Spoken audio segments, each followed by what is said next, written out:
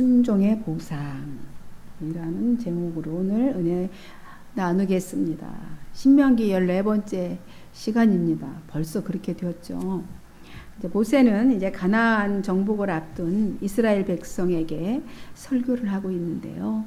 두 번째 설교를 하고 있는 중입니다. 세 편의 설교라고 그랬죠. 신명기는 한 편은 4장까지 끝났고 이제 두 번째 설교 시간 중인데 이 첫 번째 설교 내용은 혹시 기억하십니까?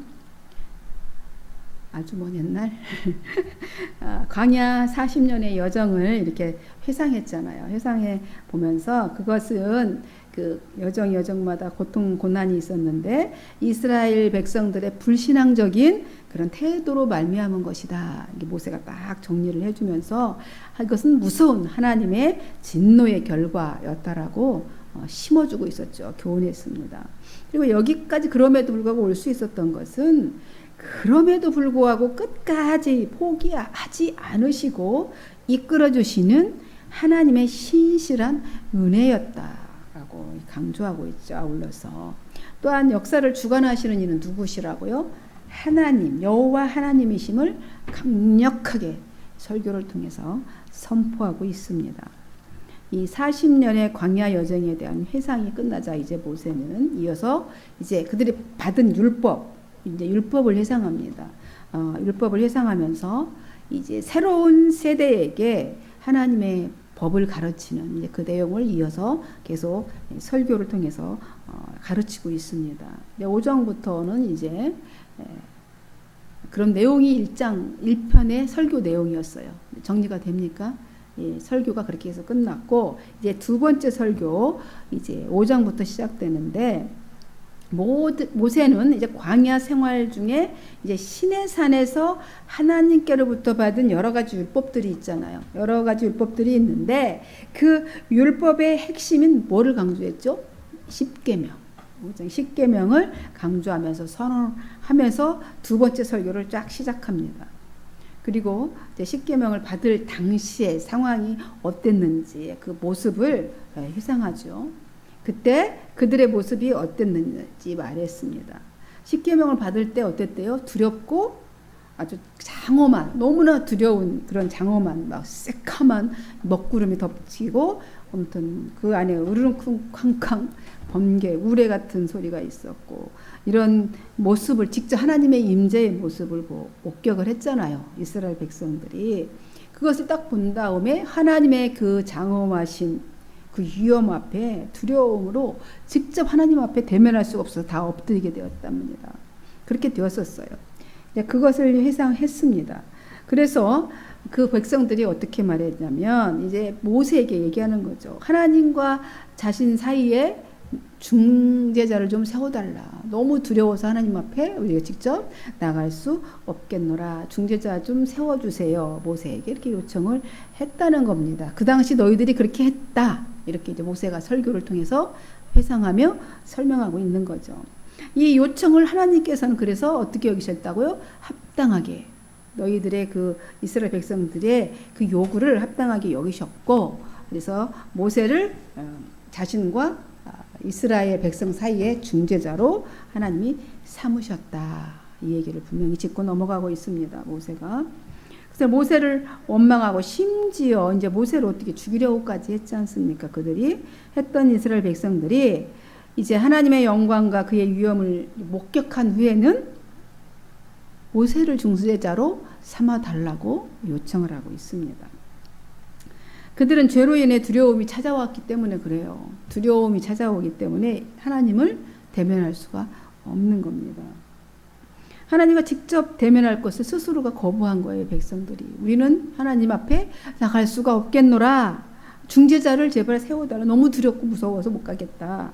이렇게 얘기한 거죠. 그들의 요구대로 하나님께서는 십계명 받을 때 그 외의 모든 말씀을 이제 누구에게? 이스라엘 백성들에게 직접 말씀하지 않으시고 누구에게만? 모세에게만 말씀하셨습니다. 그리고 하나님의 말씀을 받은 또 모세는 그것을 이스라엘 백성들에게 전했죠. 중간자를 세우신 거죠.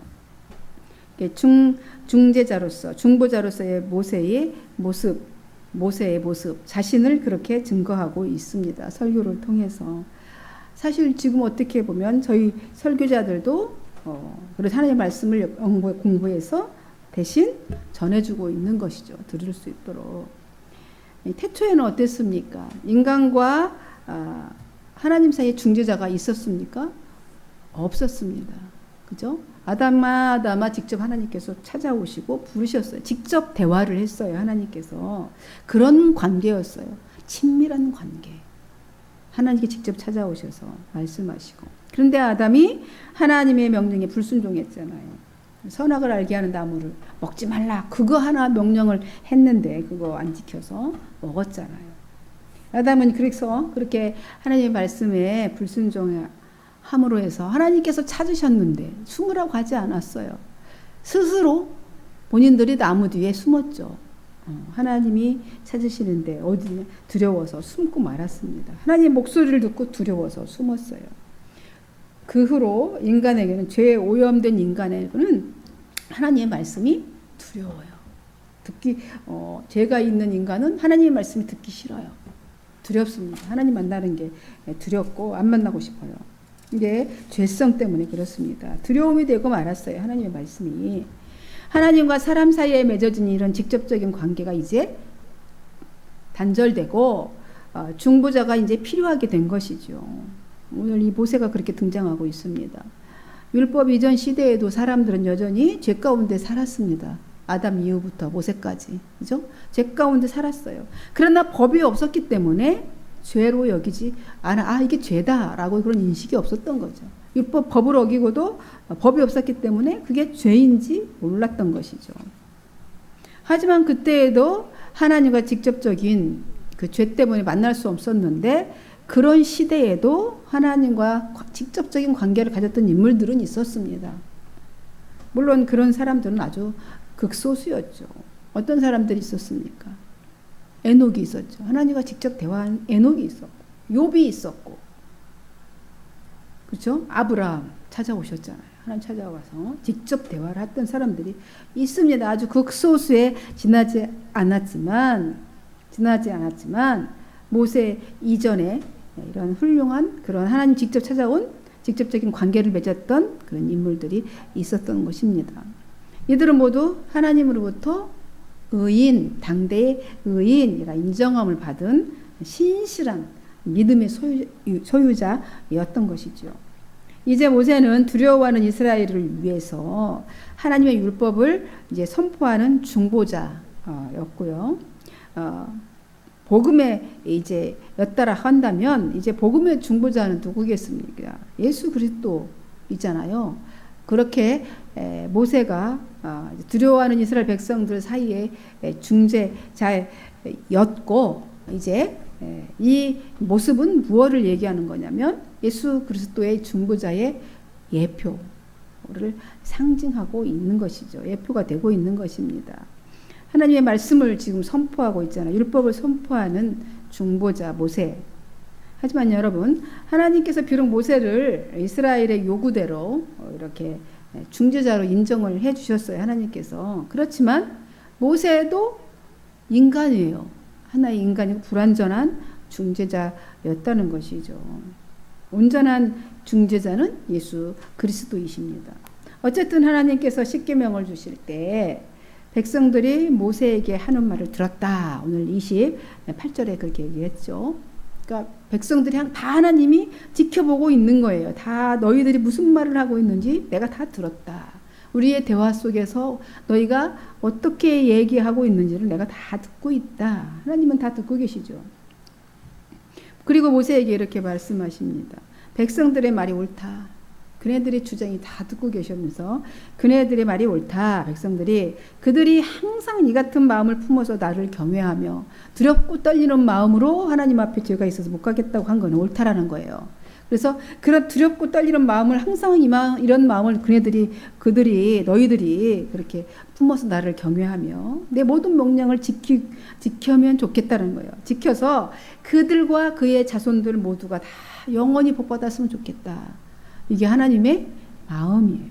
이 같은 마음을 품었으면 좋겠다. 그래서 이 같은 마음을 품어. 이렇게 했잖아요. 그 의미가 바로 그런 마음이죠. 어떤 마음인가요? 먼저 이 같은 마음이라는 것이 뭐예요? 하나님을 경외하는 마음을 얘기한 거죠. 아까 두렵고 떨리는 마음으로. 그렇고, 그러면 또 어떤 마음일까요? 자기를 성찰할 수 있는 마음, 자기를 들여다봐야 되죠. 내가 어떤 존재인지를 알아야죠. 어떤 꼬라지를 하고 있고, 어떤 마음을 품고 있고, 어떤 생각으로 살고 있는지, 자기를 성찰하고, 내가 정말 주님 앞에 어떤 존재인가, 하나님 앞에 그런 마음, 주님을 경외하는 마음을 가져야 되겠고, 이런 마음 품으라는 거예요. 자기를 성찰하는 마음을 품으라는 거예요. 그리고 하나님을 이렇게 경월히, 함부로, 신이시잖아요. 우주 만물을 창조하신 신이십니다. 우리가 어떻게 판단할 수 있는 분이 아니에요. 우리 생각 안에 품을 수도 없는 분이시죠. 하나님을 경홀히 여기지 않는 겸손한 마음, 그런 마음을 품으라는 거예요. 사도 바울도 그래서 너희 안에 이 마음을 품으라. 빌립보서에 말하고 있잖아요. 너희 안에 이 마음을 품으라. 곧 그리스도 예수의 마음이니 라고 합니다. 예수님처럼 하나님을 경외하는 겸손한 마음을 품으라는 거예요. 예수님은 신이시잖아요. 하나님이시잖아요. 근데 아들로서의 성자의 모습으로 오셔서 철저히 자기 뜻대로 하지 않냐고 하나님의 말씀대로 겸손하게 하나님을 두려워하는 마음을 대했습니다. 이 두 번째로 이제 겸손, 이 마음은 어떤 마음일까요? 아까 이 같은 마음 품으라 그랬는데 순종하는 마음인 것이죠. 순종하는 마음. 이 순종하는 마음이 되면 말씀을 읽고 싶어져요. 그리고 이 마음이 되면 또한 말씀을 듣고 싶어지고 듣는 일에도 어떻게든 깨닫고 싶어서 이렇게 집중하게 됩니다. 말씀을 읽고 듣는 것은요. 신앙을 자라게 하는 유일한 길이에요.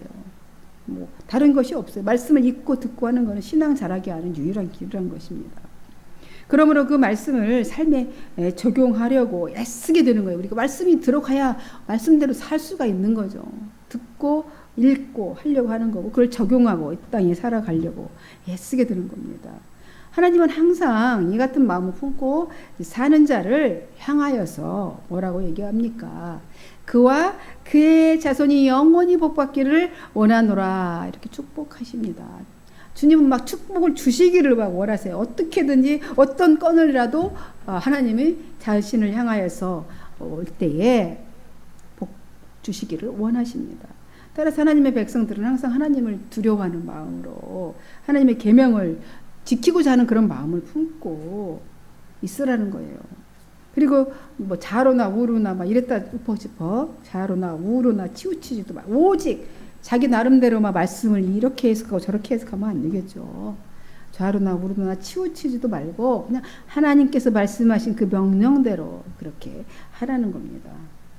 자기 마음대로 하나님 말씀 막 더하고 빼고 자기 생각이나 자기 방법대로 그렇게 지키지 말고 내가 생각하기에 이게 이 방법이 하나님 좋아하실 것 같아.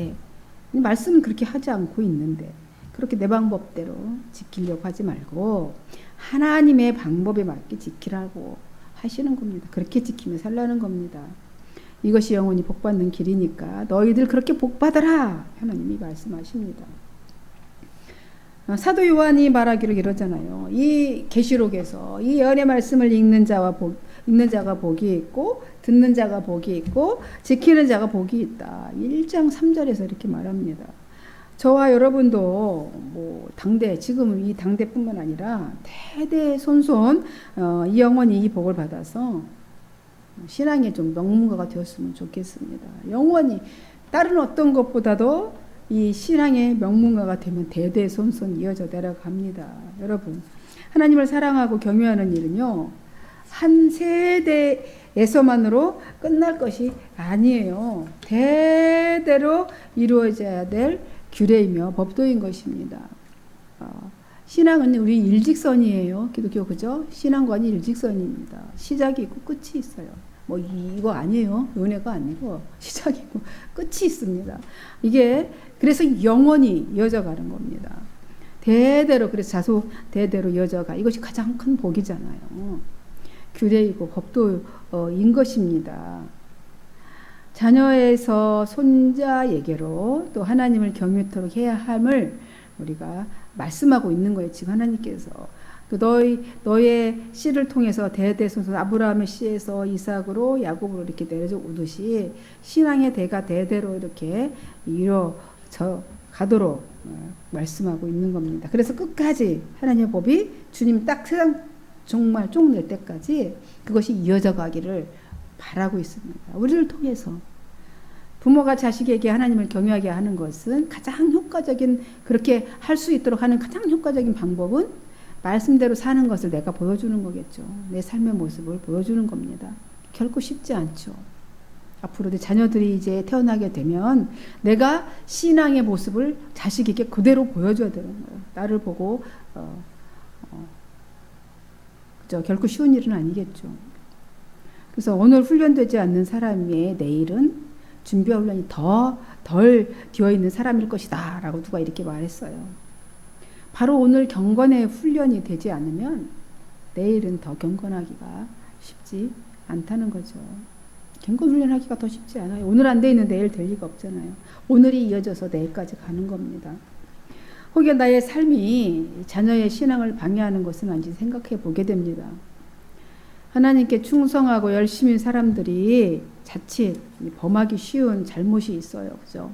신앙적으로 막 열심히 충성되고 봉사하고 막 열심히 사람들이 범하는 실수, 잘못들이 있습니다. 처음에는 그들도 순수하고 그런 마음으로 시작했어요. 근데 시간이 막 지나가면서 뭐가 생기죠? 고집, 자기 신앙과 자기 고집이 생겨요. 아집이 생깁니다. 그리고 자꾸 간섭하면서 이제 선을 넘는 하게 되는 잘못들을 하게 되는 것을 보게 됩니다. 왜 운전하게 되다 보면 막 앞이 꽉 있잖아요. 차들이 길게 늘어서 있는데 그것을 가보면 맨 앞에 있는 사람이 막고 있기 때문에 다 못 가는 거예요. 뒤에 있는 사람들이. 그죠? 뒤에 있는 차가 다 못 가요. 그런 것처럼 교회에서 불평불만하고 남을 막 헐뜯는 말 하는 사람이 바로 그 길을 딱 막고 있는 거예요. 신앙으로 쭉 갈 수 있는 길을 막고 있는 겁니다.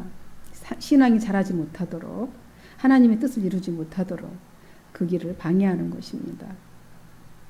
혹 내가 먼저 가고 있다면 혹 내가 방해자인지 이제 살펴보는 지혜가 우리 안에 필요한 것 같습니다.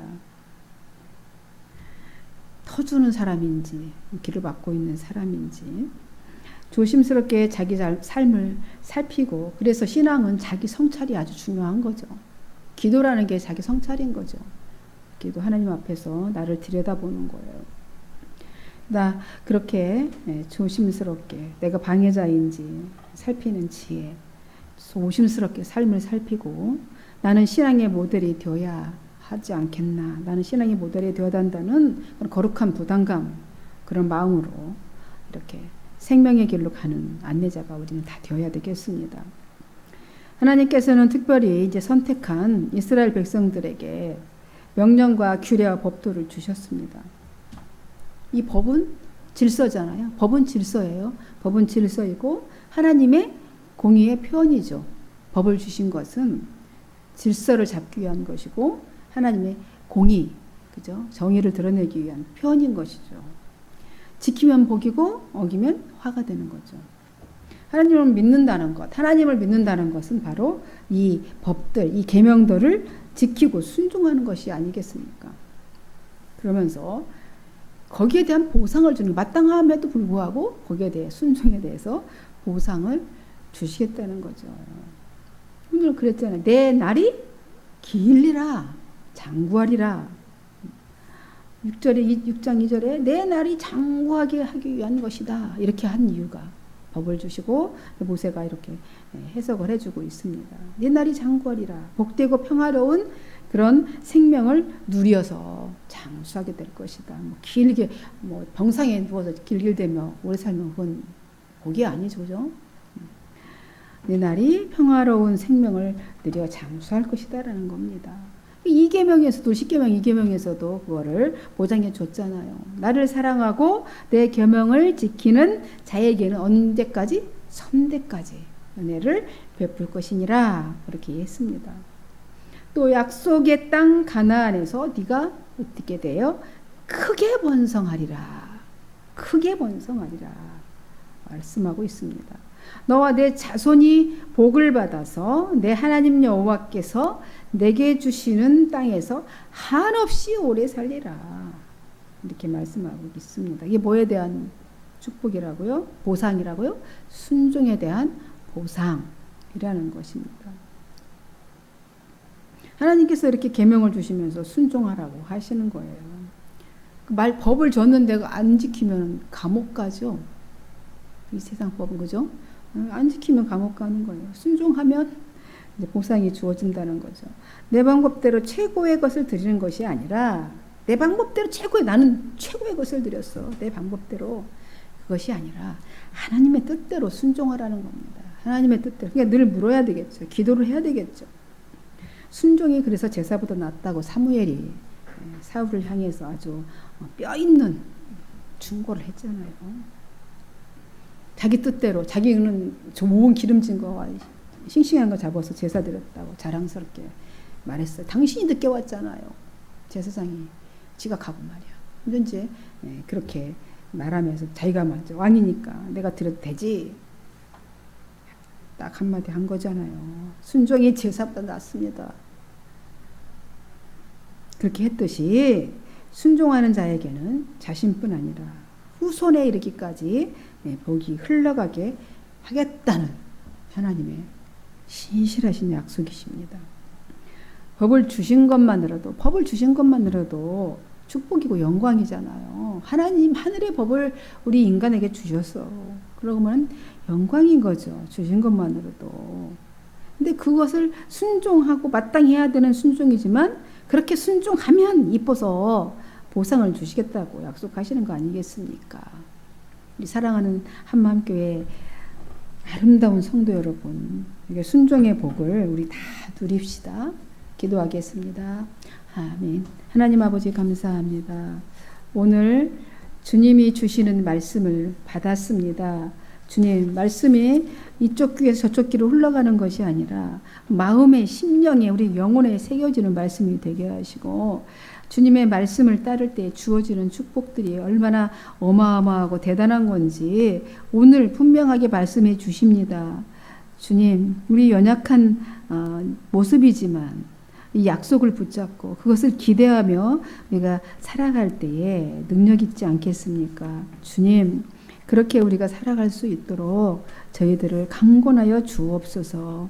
오늘도 오신 성령님 환영하고 감사하고 영광 올려드리며 그리스도이신 예수님의 이름으로 기도하옵나이다.